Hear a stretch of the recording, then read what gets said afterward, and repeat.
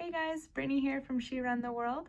This video is a 3-day New York City itinerary. It is jam-packed. You will see all of Manhattan in 3 days, so let's go ahead and get started. Start your morning off with a walk through Central Park, preferably starting around 86th Street and making your way down. That way you can see the Belvedere Castle, the lake, so many other beautiful photo opportunities within Central Park. After that, you'll go on to Fifth Avenue and pass by the Metropolitan Museum of Art, aka the Met. So if you want to, poke inside there, if you're into art and you want to walk around, awesome. If you're just a Gossip Girl fan and want to take a photo on the steps, either way, it's a great place to see. It's the most visited museum in all of New York, so you might as well stop by and see that on your way out of Central Park. Grab breakfast on the go at Pick a Bagel, and then continue walking down Fifth Avenue. You'll see all the fancy shops, regardless if you can afford to shop there or not, still cool to see. Then you'll see the Lot New York Palace, which is the home to the Vanderwoodsons and Gossip Girl. And if you keep walking down Fifth Avenue, you'll stumble upon Radio City and Rockefeller Center. Keep going down Fifth Avenue and you'll run into Bryant Park, which is just a cute little park. Grab a cup of coffee, sit at a table, just enjoy the scenery. And right across the street is Grand Central Terminal. So just pop in there, take a photo of the beautiful design and the architecture inside.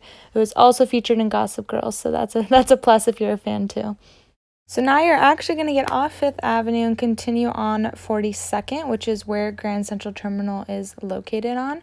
If you keep walking down to about 2nd Avenue, there's an intersection with an overpass, which allows you to get a beautiful shot of the Chrysler Building right behind you. So that's a really cool Instagram photo if you're interested in that. So now our goal is just to get back to Times Square. So if you didn't go to the top of the Rock earlier in the day, I highly recommend going to the top of the Empire State Building on your way back. But if you already did do the top of the Rock, you just really need to do one or the other to get great views of the city.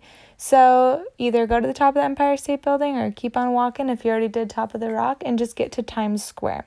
So you will hopefully are getting there before the sun sets because it's definitely a place that you want to see, during the daylight and then also at night because it's two totally different atmospheres. So go ahead and see it during the day, then go shopping, grab a bite to eat, whatever you need to do, and then pop back out in the dark, and you'll see how it transforms. It's really cool.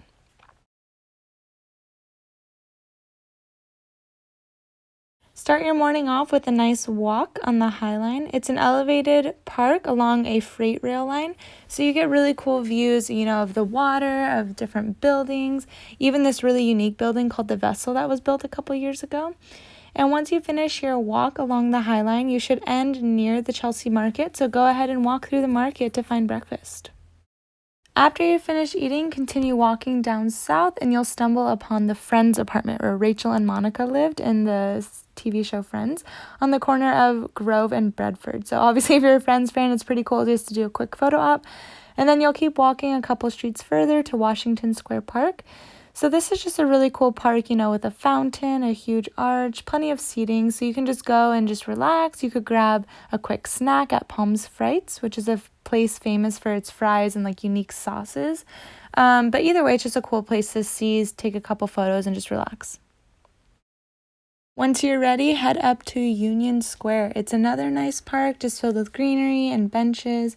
You don't really need to sit and hang out since you just did that, but just a nice place to walk through. On your way to the Halal Guys for lunch. I highly recommend getting the beef gyro with their white sauce. It is to die for and it's very reasonably priced.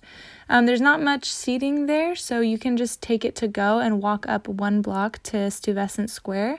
It's another, cute park, very secluded, but it's a great place to eat your gyro.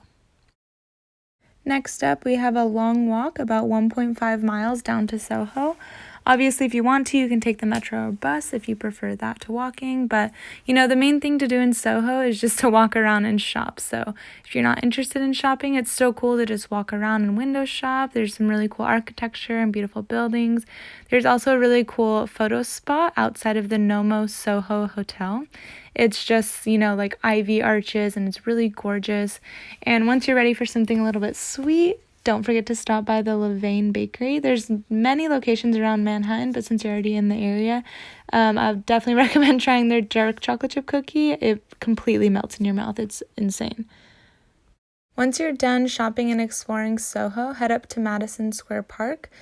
It is a long walk, so if you prefer, you can hop on the metro. But here you'll see a nice square filled with tables and chairs, a great view of the Flatiron buildings. So, if you did the long walk, you might want to sit and relax for a little bit. Otherwise, you can just do a nice photo op right across the street. There's a gold clock, so you can have the gold clock and the Flatiron building in your photo. It's pretty nice. Finish your day by walking up a couple more streets to a rooftop bar called 235th Rooftop Bar. It offers awesome views of the city, so I really recommend getting there to watch the sunset. However, it is a little bit pricey. It's about $14+ for cocktails, $20+ for dinner. So go up there, split something small with someone just so you can watch the sunset. And then head back down to Times Square, walk around, see it at night, and grab, a bigger meal for dinner. Start off your last morning by heading down to the Oculus. It's a really cool mall that has amazing architecture. You'll want to take some pictures there for sure. And there's plenty of food options both inside the mall and around it. So, just walk around and take your pick before heading to the 9/11 Memorial and Museum. So you can walk around the memorial for free, but if you want to go down to the Underground Museum, it's $26 per person. Next, you'll head down to Wall Street so you can see the New York Stock Exchange. In all honesty, there's not much to do in this area, but it's still cool to walk around one of the busiest financial districts in the world. Just snap a couple photos, and that's pretty much it. After that, walk a couple more blocks down to Battery Park, which is a super beautiful park where you can have great views of the Statue of Liberty. And if you want to pay the $26 to take the boat to get closer and personal with it, then this is where you'd go as well.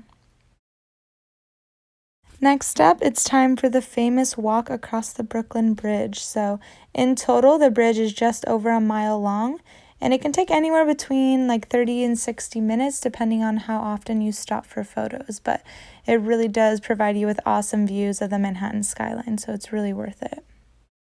Once you get off the bridge in Brooklyn, you will head over to Washington Street for the popular Manhattan Bridge photo op in between the brick buildings. It's super pretty. And then you can continue walking on Washington Street, grab a coffee from Brooklyn Roasting Company or a slice of pizza from Front Street Pizza, whatever you want, and then just head back to the water, sit on the benches, just admire the Manhattan skyline. It's pretty awesome. Once you're finished, you can walk along the water to the Brooklyn Bridge Park. From here, you'll have a really nice view of the financial district skyline, the Brooklyn Bridge, and you can even see the Statue of Liberty. So just, sit down on a bench, relax, soak in the views.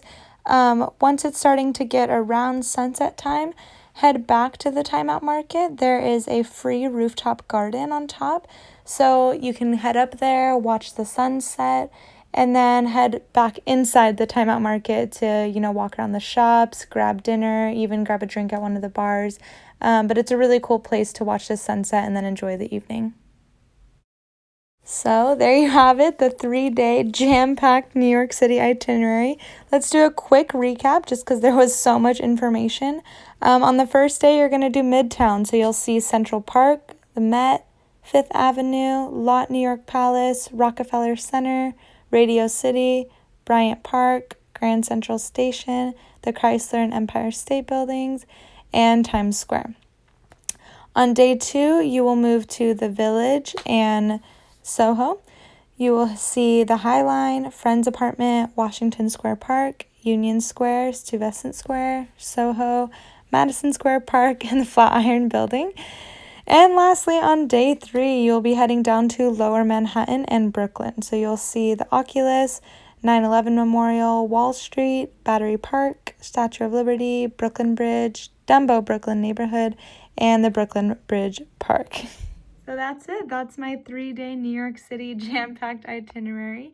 Hopefully it was helpful to you in your planning process. I'd love to hear your thoughts, whether you just watched the video or if you actually ended up using this itinerary on your trip. Go ahead and put some comments below. I will also put the link to my blog if you want further information about this itinerary. So thank you for watching.